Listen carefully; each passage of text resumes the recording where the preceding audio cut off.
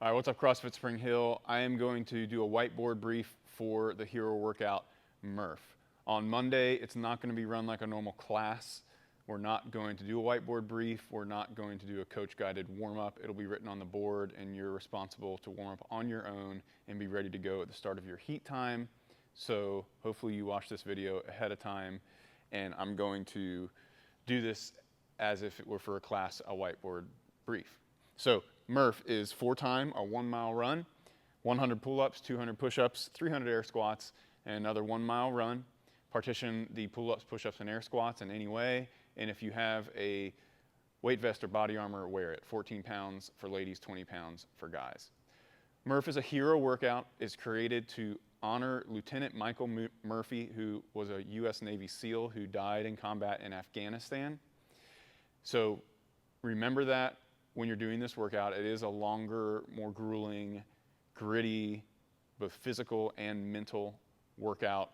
So remember who we're doing it for, Lieutenant Michael Murphy and all who have fallen when it gets hard. That second run, especially, you're gonna feel it, you're gonna wanna walk, but keep running and think about Lieutenant Murphy and all who have made that ultimate sacrifice so we get to enjoy the freedoms we do, like doing this workout in a nice gym and being with our friends and going to a pool party afterwards. Thank you for those who have served. So let's talk about the stimulus of Murph. It is meant to be a 45-minute workout or faster. Now, are some people going to take longer than that, an hour, maybe even more? Yes. It's a hero workout. So with hero workouts, as long as it's safe, this is where we can kind of push that out, extend that out a little bit, and finish it if you're able to safely, even if it takes longer. But the stimulus is 45 minutes or less.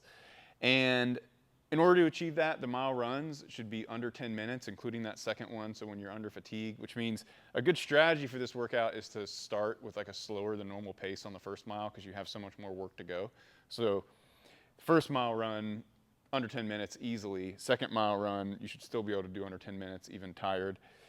The gymnastics in the middle should be done in 25, maybe 30 minutes at the most, which would actually put you at a 50-minute Murph if you did 10, 30, 10. The good way to determine if you should RX this workout or not, we did Cindy a week ago on Monday. If you want to RX this workout, I want you to have a 15-round Cindy or more. And that would be likely partitioning it at like Cindy, do 20 rounds of 5 pull-ups, 10 push-ups, 15 air squats. If you want to do it straight through, where you do all 100 pull-ups, all 200 push-ups, then all 300 air squats, I want you to have at least 18 rounds of Cindy. If you want to wear the weight vest, I want you to have at least 20 rounds of Cindy. So think about that and follow those guidelines. If you have the pull-ups and the push-ups and the air squats, but you're not accustomed to that volume yet, intermediate is a great option for you, either with a partner, which would just be you do RX Murph, but you split the pull-ups, push-ups, and air squats between you and a partner. So it's fun, you get to work with a buddy, still do the runs together, you both do the mile runs.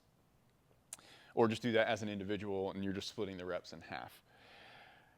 Whatever you do, prioritize, as always, mechanics and consistency, meaning the integrity of your movement consistently, which means throughout the workout, even when you're tired and fatigued toward the end.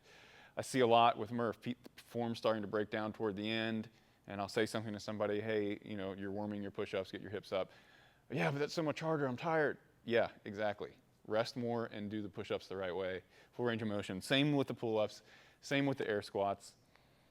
Keep the integrity of the movements, full range of motion, and if that means you have to go slower and rest more, so be it. That's what you should do, go slower and rest more.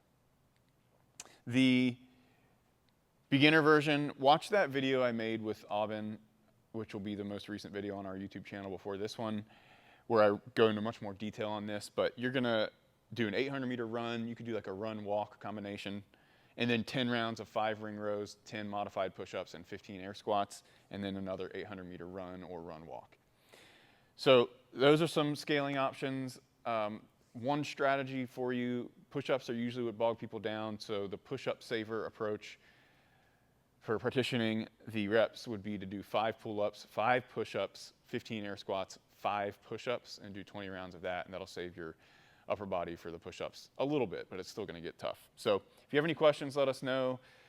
Coaches will be there, obviously. I'll be there and can help, but there's not going to be a formal whiteboard brief or coaching leading up to the workout. So just come and ask me if you have questions, and we're looking forward to it. Remember why we do it, and we'll see you Monday.